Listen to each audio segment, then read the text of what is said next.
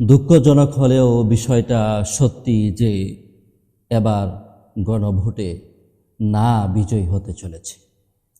আবারও বলছি, না বিজয়ী হতে চলেছে, এটা 100% নিশ্চিত। তো আপনারা বলতে পারেন যে গণভোটে না বিজয়ী হওয়ার কারণ কি?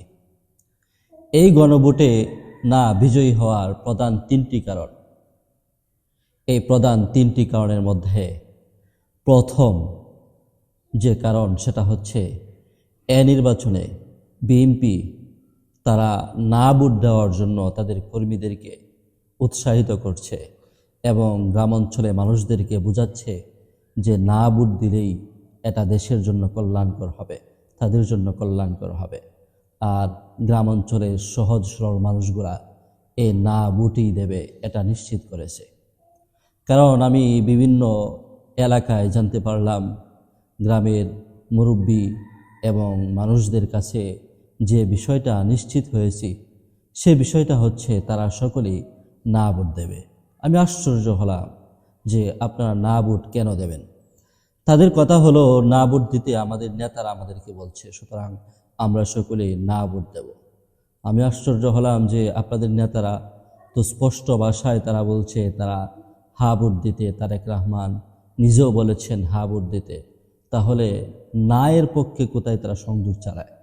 তাদের কথা হলো যে তারেক রহমান যদিও মুখে মুখে বলে যে গণভোটে না এর পক্ষে ভোট না দিয়ে হার পক্ষে ভোট দিতে, কিন্তু প্রকৃতপক্ষে ভিতরের অবস্থা হলো যে তারা সকলকে এ বার্তা পৌঁছে দিয়েছে যে বিএনপি না এর পক্ষে, সুতরাং তারা সকলেই না এর পক্ষে ভোট দেবে। এটা হচ্ছে প্রথম কারণ যে নির্বাচনে না বিজয়ী হবে। আর নির্বাচনে না বিজয়ী হওয়ার 2 নাম্বার যে কারণটা সেটা হচ্ছে নির্বাচনে আওয়ামীপন্থী যারা আছে তারা সকলেই নাতে সিল মারবে, এটা নিশ্চিত। সুতরাং বিএনপি এবং আওয়ামী তারা 2 দলই না এর মধ্যে সিল মারবে। আর 3 নাম্বার নির্বাচনে না বিজয়ী হওয়ার কারণ সেটা হচ্ছে যে নির্বাচনে না বিজয়ী এই জন্যে হবে যে না এর পক্ষে জোরালো কোনো সংযোগ চালানো হয় নাই। যে সংযোগ চালানো হয়েছে সেটা শহর বন্দর এবং শহর অঞ্চলের জন্য, কিন্তু গ্রাম অঞ্চলের মানুষগুলা এই গণভোট যে কেন এটাই বোঝে না।